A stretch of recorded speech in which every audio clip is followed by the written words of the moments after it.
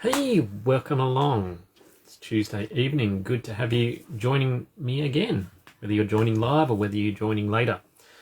I know some of you have been having problems. Hopefully got it sorted out. So whether I'm big or whether I'm small today, welcome along. It's good to have you joining us. Again, if you're watching later, thanks for joining us anytime.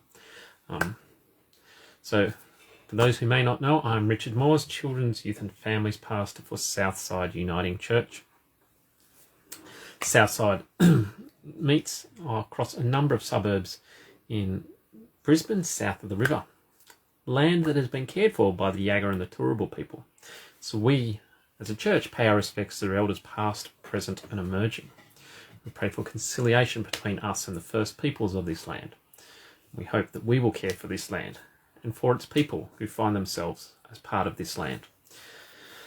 And so each Tuesday we talk about some things that have to do with ministry with young people, and at the moment we're working through some ideas put together by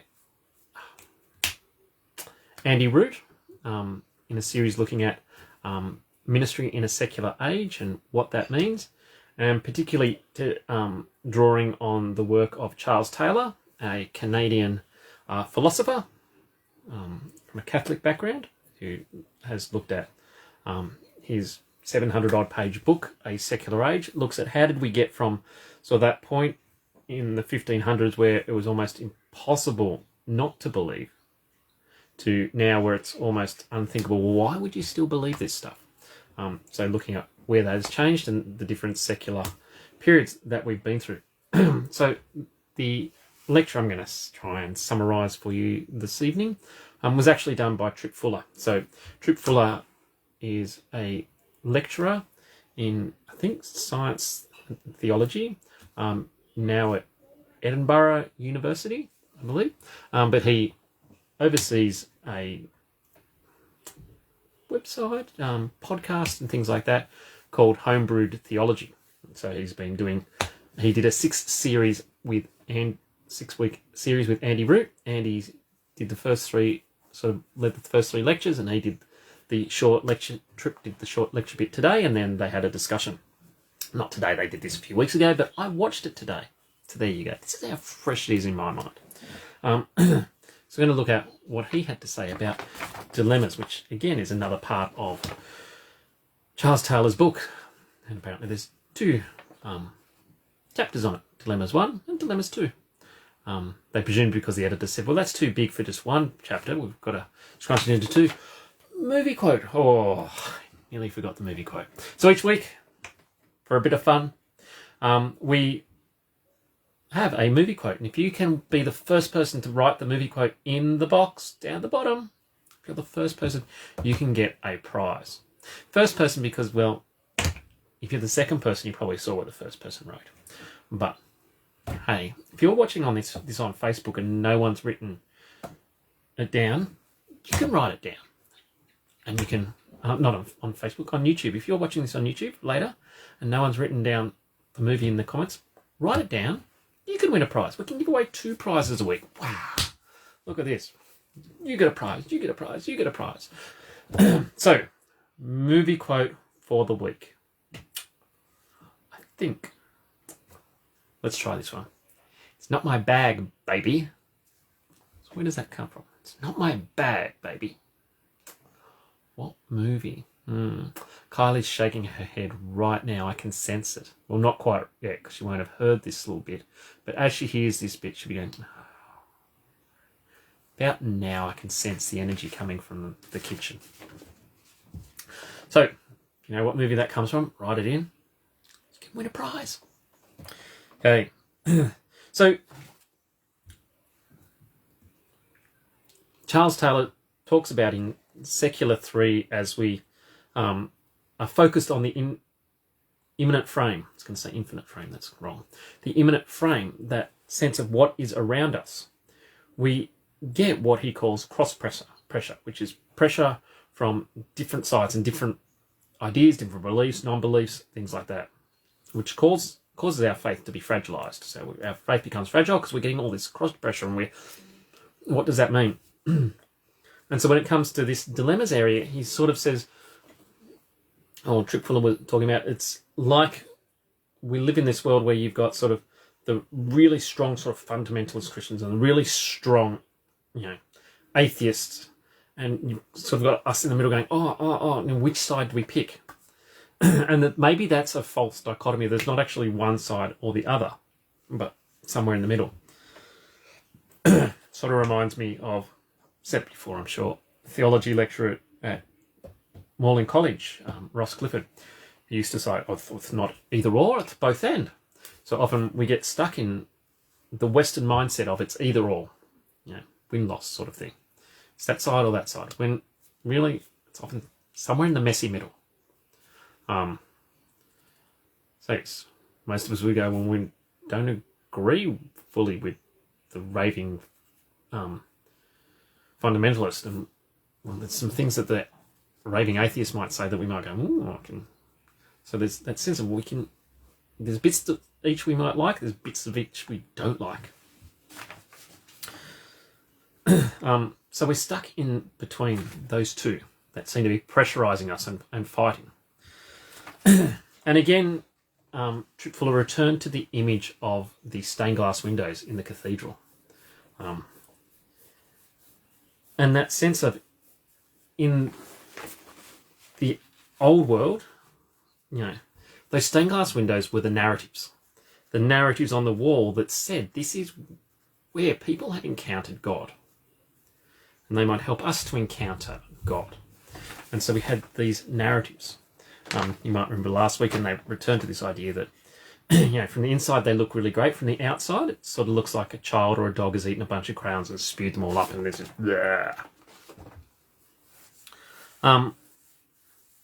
but when you are asked the big questions of life, the big sort of dilemmas, what's the meaning of life? Why are we here? What is beauty? What is truth? You looked around,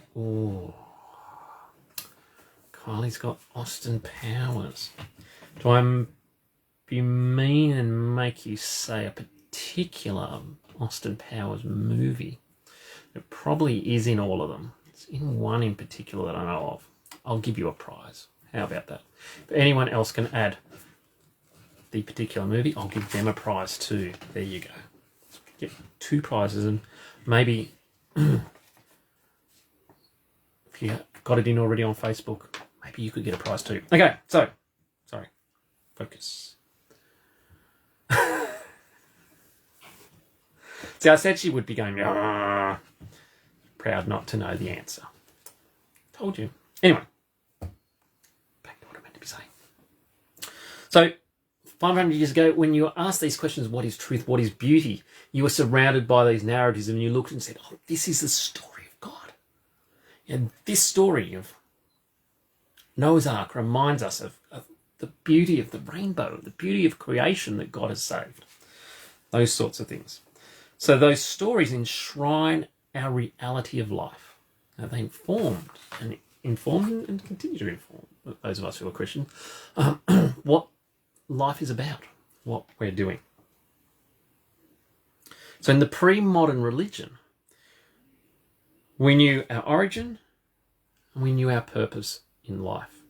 So origin, we come from God. God created us.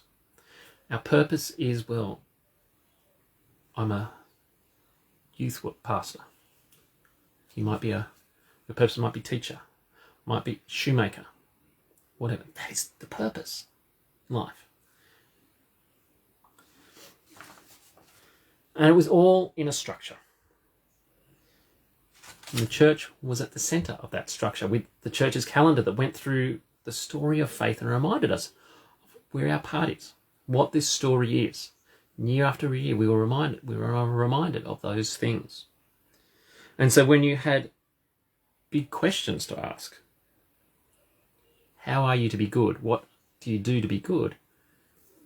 Look at the narratives, and they remind you of that story and what it means to be good, so that I can live out my goal in life, which is to make dresses or whatever. And everyone had this shared story. And so if I'm dilemmering, you share with me and remind me of that shared story that we have, and we go, yes, that is the truth that we hold to.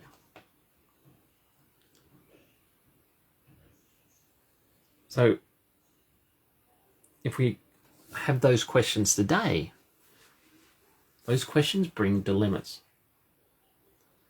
Because we don't have necessarily those shared narratives. So in the past, no dilemma, shared narrative. What's truth? That one. What's beauty? It's over on that window. Whatever. But humanism sort of moved us on, and in that sense gave us freedom. Freedom to look outside and to be outside the structure. In other words, freedom to get outside the cathedral, if you're imagining the stained glass window metaphor. And so you look in and I no longer understand those narratives. And be they the Christian stories of the stained glass windows, or be they any culture had their shared stories. If you look at any culture, it has those myths, those stories that they share that helps to define who they are and how they interact with the world. And so in the Western world, and you see it still around in sort of Africa, there's still this sense of what are those shared stories. But in the Western world, we've sort of moved beyond that. And we've moved to a more post-religious age of faith. So the problem that Tripp Fuller suggested is when we lose those same stories, then the story of who we are becomes an accident. We used to know the origin and the goal. Our origin was God's creation and the goal is to be whatever. Well, the origin now is, you would just chance. There was a big bang and the universe was created and wow, amazingly stuff started to grow. And you know what? When your mummy bird and your daddy bird loved each other very much, then you were lucky enough to be born. Could have been someone else. It's just pure chance. And so in that story, in that sense, it all becomes about accident. But the one thing that you can hold to is we are headed to death. Now you might come up with stories about where you might be heading to death. You might have your heaven, or whatever. But so that sense, you're just an accident that's headed to one day you'll die. That's such a happy story, isn't it?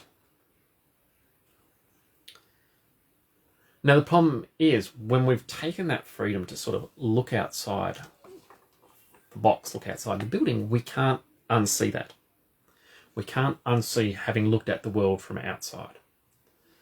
And they were talking about, Andy and Tripp, that very much, this isn't those people who are against the church. This came out of the Reformation and stuff like that. Getting people to read your Bible, explore itself, look at things, study things for yourself means I can start to question. I can start to look outside the cathedral, outside the stained glass windows. And so if you're looking from the outside, again, the stained glass window doesn't communicate. Only communicates to those who are inside. And so Tripp said, for the religious person, we see life better when it's filtered through Jesus, and had a lovely stained glass window of Jesus. And when the light comes through Jesus, we see things better. But that's how we understand the world. We read the world through Jesus, which is why you get comments. Like I had a comment, probably said this last week, at Holland Park a couple of weeks ago. That's the problem with the church. We're spending too much time in the Old Testament. We should just look at the New Testament. Probably you should just look at the Gospels. I don't know if they went that far. And of course, it depends on what church you're with. For some denominations, it's you should just look at the Gospels. For some denominations, you should just look at Paul, because Paul will explain the Gospels and who Jesus really was. And we should, it's almost like Paul, Jesus. Let's not go down that theological rabbit hole. But yes, we understand the world as Christians as we look through Jesus. That's what we're called to do. But ultimately, Tripp notes that for many Christians, we believe a whole bunch of things. That if you sat down and talked to everyone in our church about what they believed, you would get a whole bunch of different things. And some of them would actually, border on or be heretical. So we've talked before that studies have shown that the common view amongst young people in America, and I have no doubt that the common view amongst young people in Australia, in the church, would be what we call therapeutic deism. What's the first word? I forgot the first word. I want to say P. It's a P word. Anyway, moralistic therapeutic deism. So that's why I wasn't getting it, because it's not a P word. It's an M word. So that sense that God is the faith is about doing the right thing. If I do the right thing, I'll get to heaven. And God's there really to do the things I want, to make me feel good. So I pray to God and he gives me the things I want. And then ultimately God's off there. And he just gets involved when I ask him to get involved. So deism is that sense that God is off there looking on, not involved. That's not actually what we're meant to believe. We believe in a God who is ever present and ever involved in the world, sustaining it and ongoing with it. But if you talk to lots of people in the church, you would get some sort of moralistic therapeutic deism or just deism or whatever.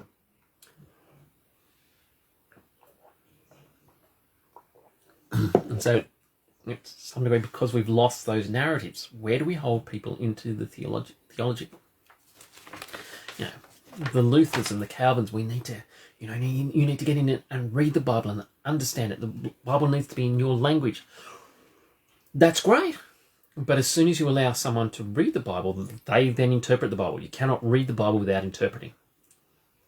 And if you don't have people there, and so Luther and Calvin were like, you don't just get a Bible. You have to go through confirmation and learn how to properly interpret the Bible. Then you can be let loose with the Bible. And of course, as time went on, we went, well, forget the confirmation. Just read the Bible. And so people, I'll read it and I'll get this and I'll read it and get that. And so that struggle.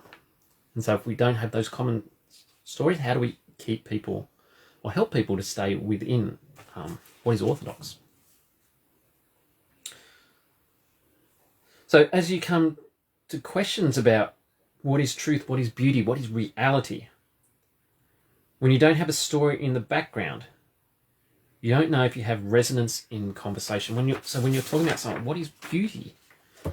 How do I know if what I'm saying makes sense to them? Because they don't have these same stories.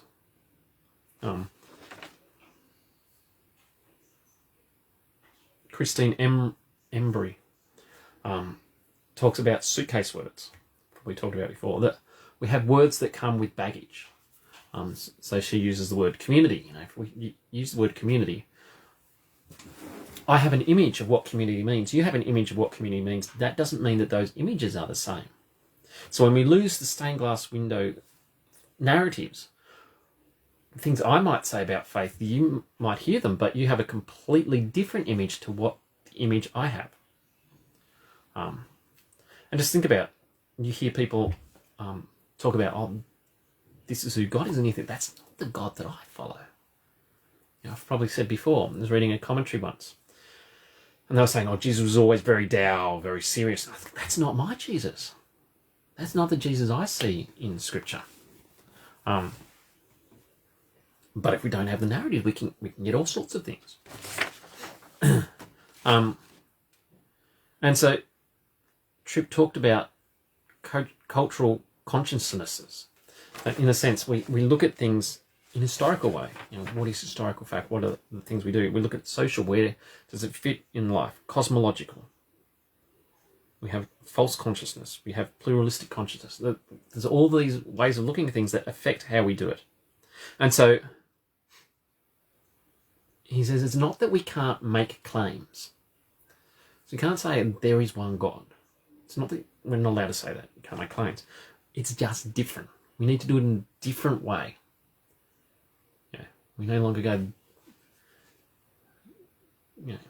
Jesus died and rose again, and that's an absolute, we don't discuss it. Well, no, we need to discuss what that means. And we're doing that in RI today, looking at, Jesus' resurrection. And it's like, well, what questions do you have?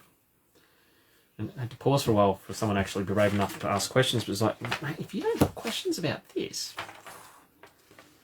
But in the past, it would have been Jesus died and rose again. That's it. There is the narrative. You've got the picture. Don't need to discuss it. But now it's like, well, let's unpack what that means. He quoted Paul Ricoeur. I don't know where he is. Some philosopher, probably. Said, we may live in something like a post-religious period of faith. That is to say, the dialogue of the believer and the atheist is not anymore a dialogue with the other, but a dialogue with oneself. That in that sense, each side, as they talk to the other, don't actually listen to the other, but they're actually just dialogue. I'm speaking through what I believe. I'm working out what I believe as I dialogue and talk about this stuff. And it's that difference of, if you find an atheist and you go, I'm just going to do the good old apologetics, you're probably going to get nowhere. Apologetics is arguing for the faith. In that sense, they will argue for their non-faith, you'll argue for their faith. You won't actually hear each other, but you'll have a wonderful time going, I've just reaffirmed my faith because I've told you all the reasons why you are wrong. I haven't listened to your argument to see where you might be right. I've just told you where you're wrong. Got a DVD somewhere over there, which is a debate between Richard Dawkins and someone else. I can see the box and it doesn't have the people on the side. But you sort of sit there and it's sort of like almost the Christian doesn't necessarily listen to what Dawkins, he just argues against whatever Dawkins has said and anything else. I think Dawkins actually does a slightly better job of responding than the Christian guy does. Dawkins' arguments are usually fairly weak. You can pull them apart if you try, but yes. Anyway, I won't get into that.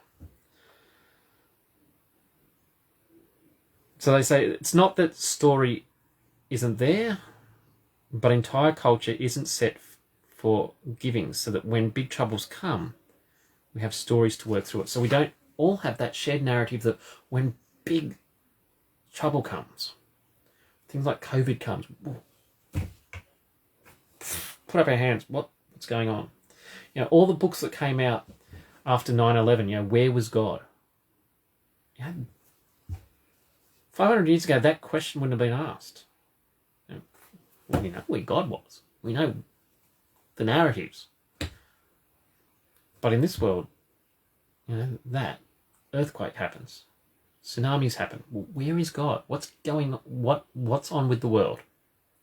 We have these dilemmas. We have these questions. We don't have a shared narrative to work that out with. So one of our struggles,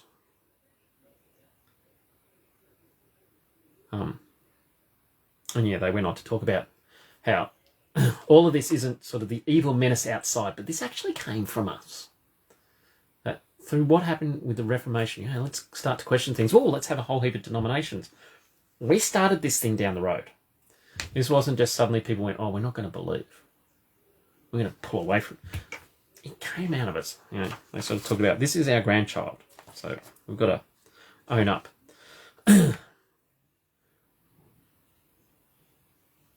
They then went on to talk about meaning becomes a big issue. It's like, what is meaning? And that sense of there's no environment for strong evaluation. So we evaluate, what is the meaning behind things? What is the truth? How do we evaluate things? And that we see actually evaluation seems to come out of outrage and anger. And that immediately, as I was talking, thought of the block. So our evaluation of the block contestants, we look at Tanya and Vito who were involved in the cheating scandal. That's terrible. They're horrible people. And you hear about how people have, sent them death threats and all that. There's a bigger story behind that. They are people, but we judge them from that. Keep going on So Taylor says, rather than out of anger and outrage, we should actually evaluate out of love.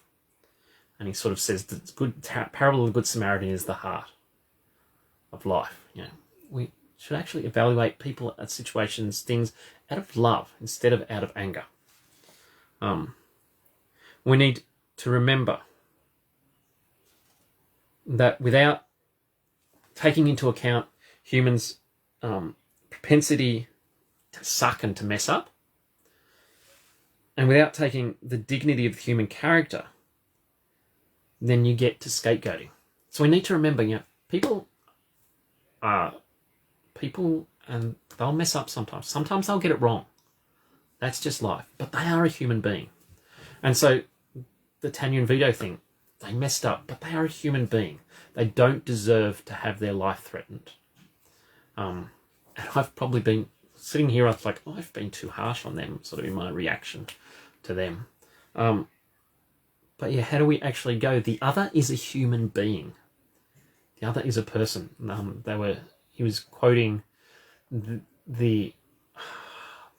of the officials, could have been the DA from Minnesota after the George Floyd, the trial over the death of George Floyd. And someone was saying, should the police officer have got more or less? And he sort of said, he should get what he gets. He is a human being. We don't want him to get more than he deserves or whatever. We need to remember people are human beings. The other is not some alien. The other is a human being, a creation of God. How do we keep that in mind?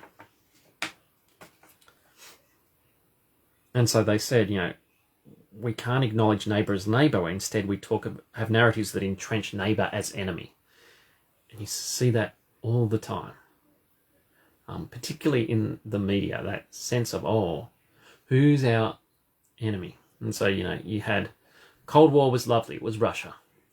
Then and communism. And then that sort of fell, and then we went for the Arabs. And now we're going for China. Well, so we went for China, then that was too hard, so we went for the Arabs, and now we're heading back to China. And it's this, how do we have this narrative of us and them?